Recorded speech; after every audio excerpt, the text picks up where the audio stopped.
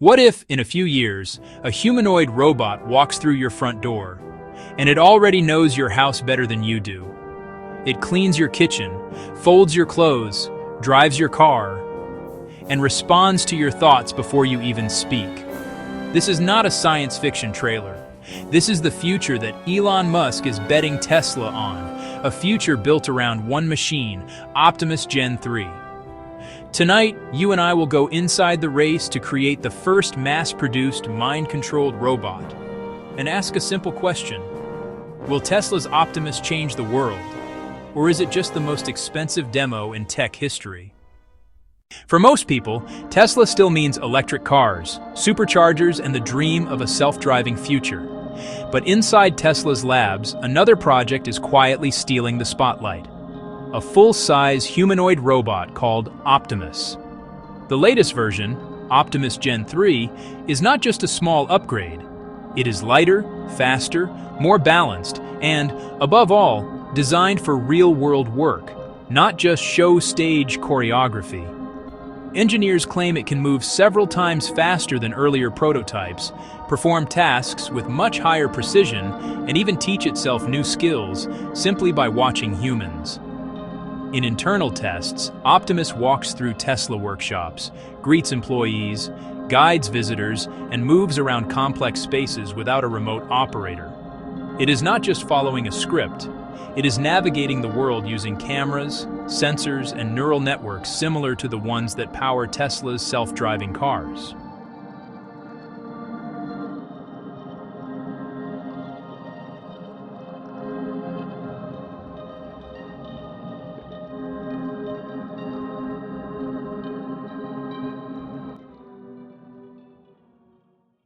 Musk's vision is brutally simple. If it's a task a human can do with their hands and legs, a robot should eventually do it better. He does not imagine a few hundred robots working in secret labs. He talks about hundreds of thousands, even millions of humanoids walking through factories and homes across the planet. In his ideal future, Optimus loads boxes in warehouses, assembles car parts, cooks dinner, takes care of elderly people, and one day walks beside you as a normal part of daily life, as common as a smartphone in your pocket. But there is one idea that makes this project truly radical. Not just what Optimus can do, but how you might control it.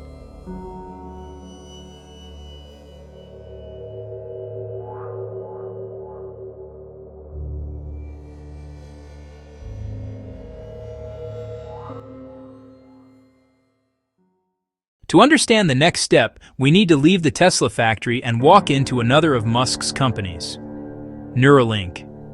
In 2024, Neuralink made headlines when its first human patient used a brain implant to move a computer cursor using nothing but thought.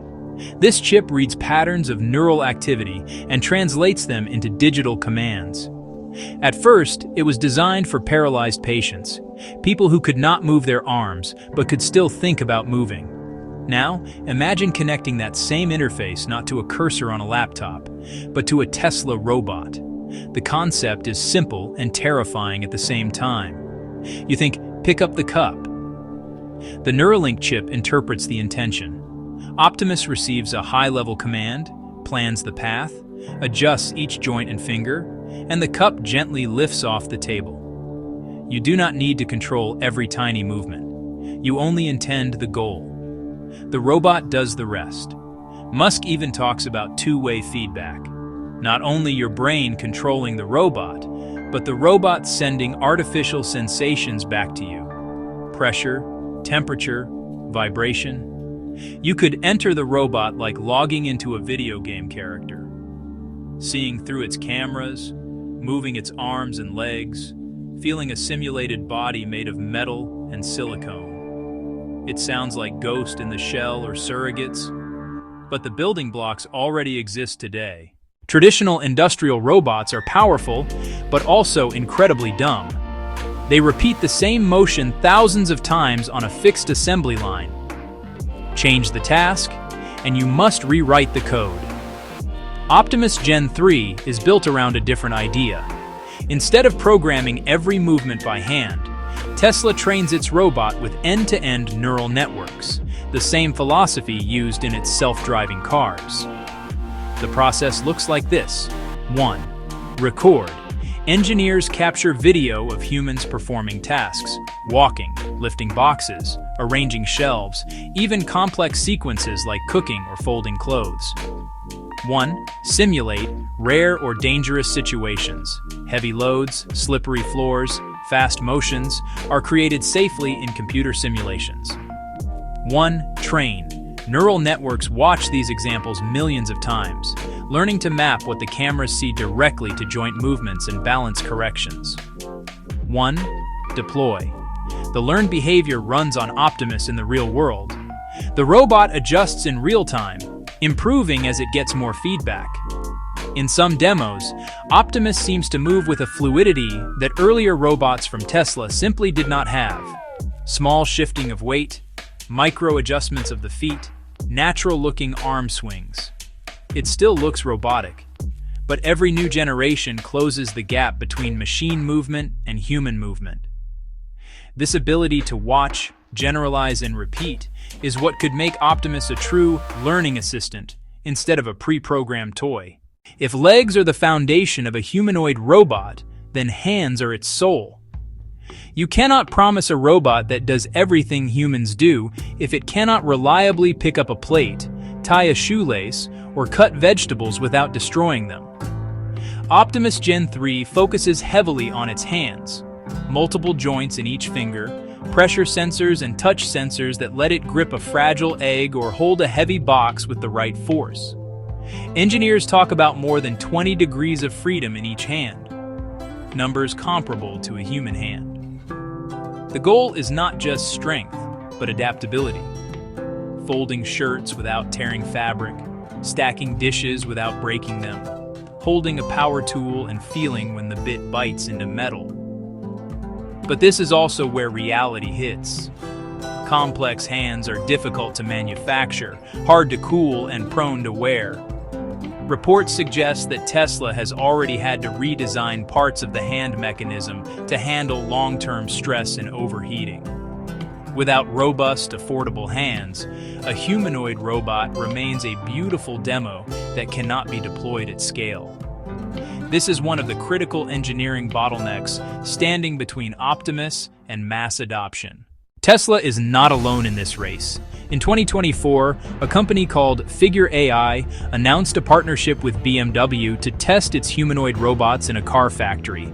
Video shows their robot, Figure 02, walking through industrial spaces with surprisingly natural motion. Another player, 1X Technologies, is developing a robot called Neo, designed specifically for household tasks and controlled through a mix of VR, teleoperation, and AI. Chinese companies like Unitree are pushing hard on agility and cost, showing bipedal robots that can run, jump, and even perform choreographed fights. In other words, Optimus is entering a crowded battlefield. Some competitors focus on narrow, practical use cases. A robot that does just one job very well, like working in a factory or guarding a facility. Tesla, on the other hand, promises a universal assistant that will do everything. That vision is inspiring, but also much harder to deliver. Right now, rivals already have robots performing paid work in the real world, while Optimus still lives primarily in demos and internal Tesla environments. The question is, will Tesla's scale and data advantage allow it to leapfrog the competition? Or will more focused startups capture the first real markets? Even if Optimus works perfectly, another reality remains: price. Musk has suggested targets around $20,000 to $30,000 per robot, roughly the cost of a mid-range car. Skeptics are blunt. With today's components, actuators, and sensors, the true cost might be several times higher. Some estimates push hypothetical prices above $100,000 or more per unit if produced in small numbers, far out of reach for normal households. Musk's answer is always the same word: scale. Tesla already builds nearly 2 million cars per year, has giant factories, battery plants, supply chains, and logistics networks that span the planet.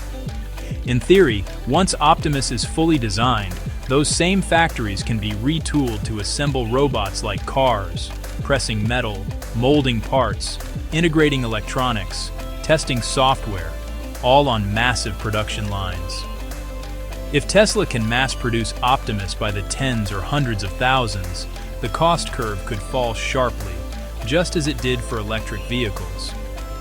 But until those factories are truly filled with humanoid robots rolling off the line, these are still promises, not facts. Let's imagine Tesla actually succeeds. You wake up in a near-future home.